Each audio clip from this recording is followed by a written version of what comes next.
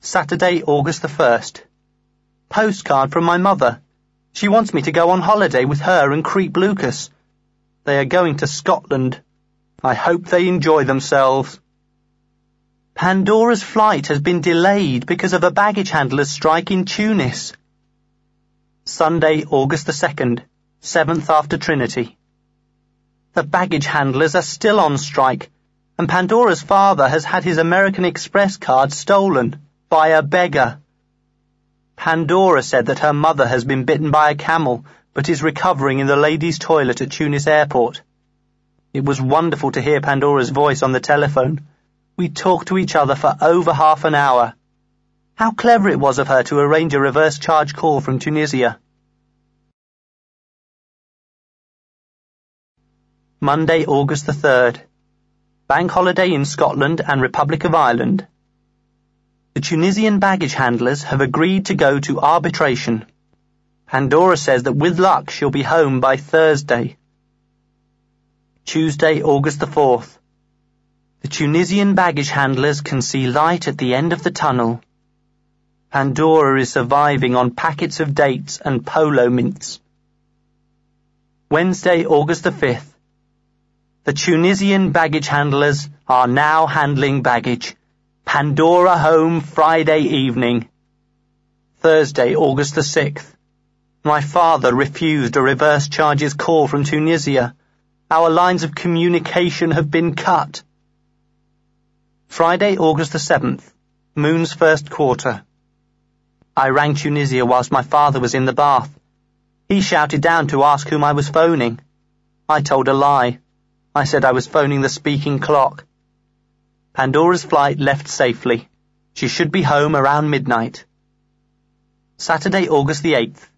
At 7 a.m, Pandora rang from St Pancras Station. She said that due to electrification of the track at Flitwick, she would be delayed. I got dressed and went down to the station, got a platform ticket, waited on platform 2 for 6 cold, lonely hours.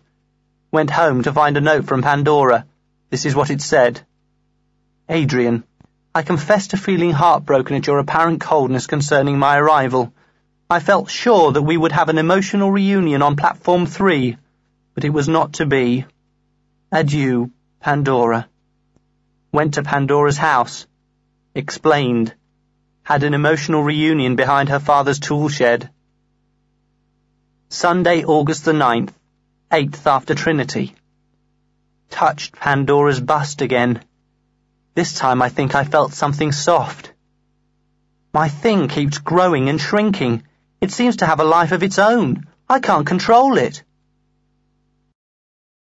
Monday, August the 10th. Pandora and I went to the swimming baths this morning. Pandora looked superb in her white string bikini. She has gone the same colour as Mrs. Singh. I didn't trust my thing to behave, so I sat in the spectators' gallery and watched Pandora diving off the highest diving board. Got back to my house, showed her my black room, lit a joss stick, put ABBA LP on, sneaked a bottle of Sonatogen upstairs. We indulged in a bit of light petting, but then Pandora developed a headache and went home to rest. I was racked with sexuality, but it wore off when I helped my father put manure on our rose bed. Tuesday, August the 11th. Got another postcard from my mother. Dear Adi, you've no idea how much I long to see you. The mothering bond is as strong as ever. I know you feel threatened by my involvement with Bimbo, but really, Adi, there is no need. Bimbo fulfills my sexual needs. No more, no less. So, Adi, grow up and come to Scotland. Lots of love. Pauline. Mother. P.S. We leave on the 15th. Catch 8:22 train to Sheffield. The postman said that if my mother was his wife, he would give her a good thrashing. He doesn't know my mother. If anybody laid a finger on her, she would beat them to pulp. Wednesday, August the 12th. Pandora thinks a trial separation will do us good. She says our light to medium petting will turn quite heavy soon. I must admit that the strain is having a detrimental effect on my health.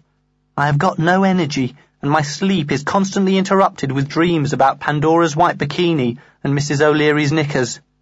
I might go to Scotland after all. Thursday, August the 13th. My father has decided to go to Skegness on the 15th. He has booked a 4-berth caravan. He is taking Doreen and Maxwell with him. He expects me to go. If I go, people will automatically assume that Doreen is my mother and Maxwell is my brother. I am going to Scotland. Friday, August the 14th. Had tragic last night with Pandora. We have both sworn to be true. I have done all my packing. The dog has been taken round to Grandma's with 14 tins of pedigree chum and a giant sack of Winalot. I am taking Escape from Childhood by John Holt to read on the train. Saturday, August the 15th. Full moon. My father, Stick Insect and Maxwell House saw me off at the station. My father didn't mind a bit that I chose to go to Scotland instead of Skegness.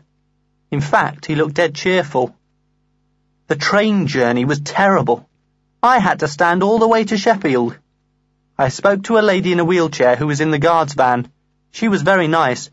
She said that the only good thing about being handicapped was that you always got a seat in trains, even if it was in the guards van. My mother and creep Lucas met me at Sheffield. My mother looked dead thin and has started dressing in clothes that are too young for her. Lucas creep was wearing jeans.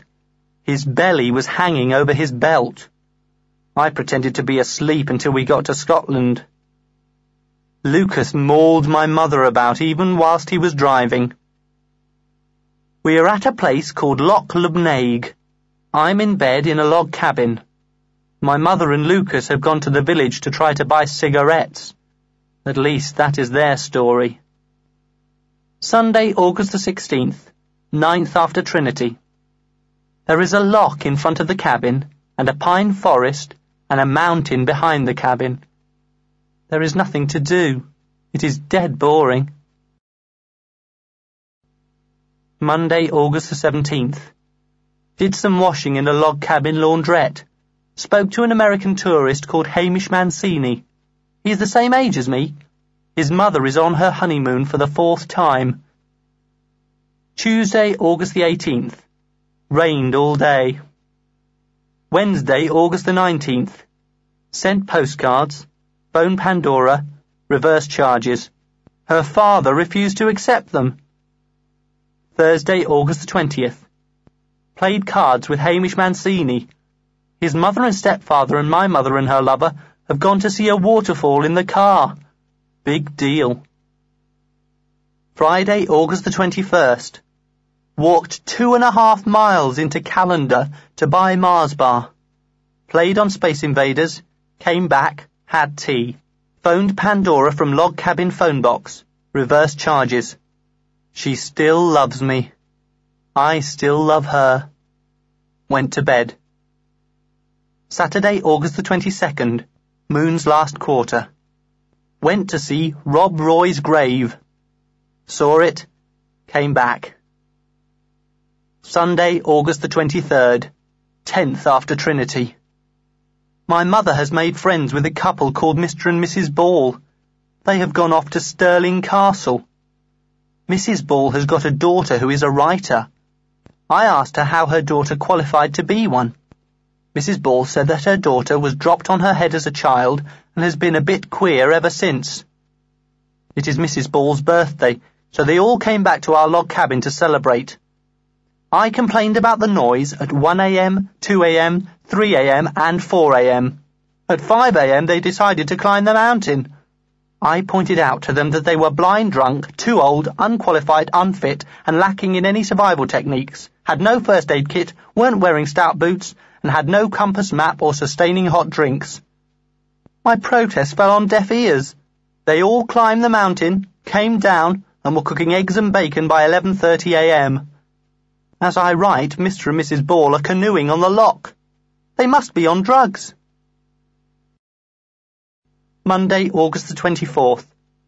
Went to Edinburgh. Saw the castle, the toy museum, the art gallery. Bought a haggis. Came back to log cabin, read Glen Coe by John Preble. We are going there tomorrow. Tuesday, August the 25th. The massacre of Glencoe took place on February the 13th, 1692. On February the 14th, John Hill wrote to the Earl of Tweedale, "I have ruined Glencoe." He was dead right. There's nothing there. Glasgow tomorrow. Wednesday, August the 26th. We drove through Glasgow at 11 a.m. in the morning, yet I counted 27 drunks in 1 mile. All the shops except the DIY shops had grills at the windows. Off-licenses had rolls of barbed wire and broken glass on their roofs. We had a walk round for a bit. Then my mother nagged Lucas Creep into taking her to the Glasgow Art Gallery. I intended to sit in the car and read Glencoe, but because of all the drunks staggering around, I reluctantly followed them inside. How glad I am that I did. I might have gone through life without having an important cultural experience. Today, I saw Salvador Dali's painting of the Crucifixion. The real one, not a reproduction. They have hung it at the end of a corridor, so that it changes as you get nearer to it. When you are finally standing up close to it, you feel like a midget. It is absolutely fantastic. Huge, with dead good colours, and Jesus looks like a real bloke. I bought 6 postcards of it from the museum, but of course it is not the same as the real thing. One day I will take Pandora to see it, perhaps on our honeymoon. Thursday, August the 27th. Oban today. Bumped into Mr. and Mrs. Swallow, who live in the next street to me. Everyone kept saying, "It's a small world, isn't it?" Mrs. Swallow asked Creep Lucas how his wife was. Lucas told her that his wife had left him for another woman. Then everyone blushed and said what a small world it was and parted company. My mother went mad at Lucas. She said, "Do you have to tell everyone?" And, "How do you think I feel living with a lesbian's estranged husband?" Lucas whined on for a bit, but then my mother started looking like my grandma, so he kept quiet.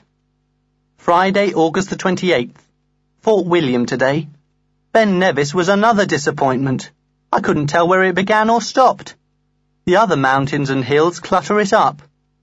Lucas fell in the Burn, Scottish for little river, but unfortunately it was too shallow to drown in. Saturday, August the 29th. Full moon. Went for a walk around the loch with Hamish Mancini. He told me that he thinks his mother is heading for her 4th divorce. He is going home tonight. He has got an appointment with his analyst in New York on Monday morning. I have finished my packing, and I am waiting for my mother and Creep Lucas to come back from their furtive lovemaking somewhere in the pine forest. We leave at dawn. Sunday, August the 30th, 11th after Trinity. I made Lucas stop for souvenirs at Gretna Green. I bought Pandora a pebble shaped like an otter, Bert a tam o' shanter, the dog a tartan bow for its neck, Grandma a box of tartan fudge, Stick Insect tartan biscuits, Maxwell a tartan sweet dummy. I bought my father a tartan tea towel. I bought myself a tartan scribbling pad. I am determined to become a writer. Here is an extract from My Thoughts on Scotland, written on the M6 at 120 miles per hour. The hallowed mist rolls away, leaving Scotland's majestic peaks revealed in all their majesty. A shape in the translucent sky reveals itself to be an eagle, that majestic bird of prey.